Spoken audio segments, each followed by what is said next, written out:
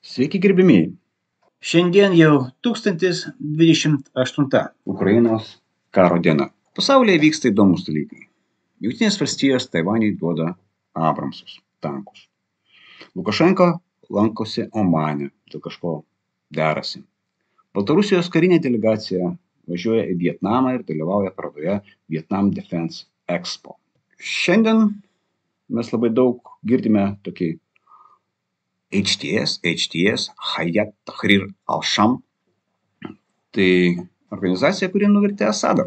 Ir jų lyderis mezga diplomatinius ryšius ir netgi derasi su Pedersonu, specialusis pasiuntinys derybininkas nuo Jungtinių tautų. Kas jis toks? Jisai Ahmad Hussein al-Shara. Taip pat žinomas kaip Muhammad al-Javlani.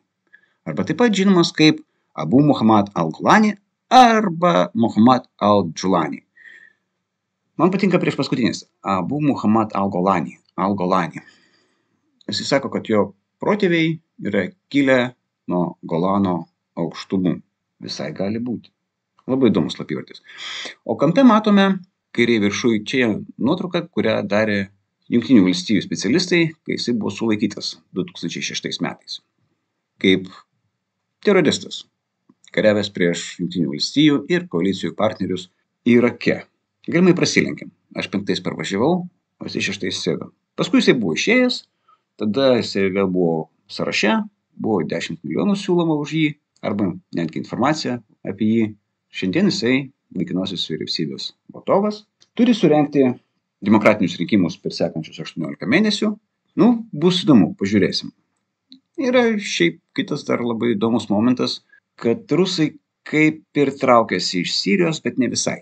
Jie labai nori išlaikyti aviacijos ir laivyno bazes, tam, kad turėti kažką tai, kas galėtų jiems padėti toliau sėkmingai veikti Afrikoje, nes jie turi tą Afrikos korpusą. Jie nemažai pridirbo blogų dalykų Sirijoje. Alepo subombarduotas ir ne tik Alepo, labai daug civilių taikinių buvo subombarduota. Rusai tai tikrai moka. Jie dar neišplaukė, sako, laivai pasitraukė, bet jie nepasitraukė. Jie tiesiog išėjo iš uosto, kad nebūtų tokiais netyčiniais taikiniais, nes vietiniai žmonės tiesiog nemėgsta. Ir mačiau vieną video, kai jie pravažiuoja pro šalį, niekas juos nešaudo, sutarta, bet stoja vienas siras ir numovęs batą mojuoja jiems padu. Tai labai rimtas musulmoniškas paniekinimas ir net jeigu, pavyzdžiui, ateini ten kažkur tai atsisėst, jie dažniausiai nusimauna batus, nes kai sukryžiuoja kojas, pamatyti padą yra negražu. Tai nepagarbos demonstravimą. Rusijos įtaka šitam regione sumažėjo. Bet, kadangi mes kalbame apie 1028 Ukrainos karo dieną, tai pakalbėkime ir apie Ukrainą.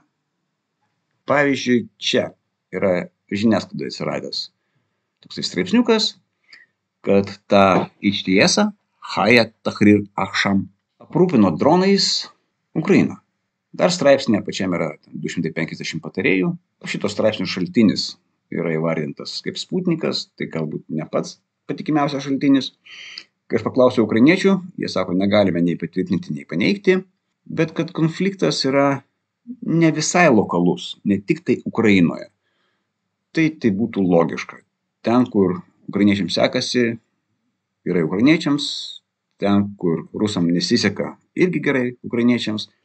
Ir atvirkščiai. Štai šitoj nuotraukai mes matome Andrejų Belousovą. Jisai yra gynybos ministras Rusijos federacijos. Ir jisai sudėlioja tokius 3 esminius faktorius, kas liečia veiklas ir planavimus. Tai pirmasis, tai yra kovos veiksmai Ukrainoje. Antrasis, pasirengimas galimam karui su NATO per artimiausią dešimtmetį. Ir trečias, technologijų vystymas. Ties trečių norėčiau truputėlį stoti ilgiau, nes ten jau kalba apie robotechnikos kompleksų vystymą. Tai yra mūšio lauko robotizacija. Ir nori sukurti bepiločių sistemų pajėgas. Kartoju, bepiločių sistemų pajėgas rusai nori sukurti.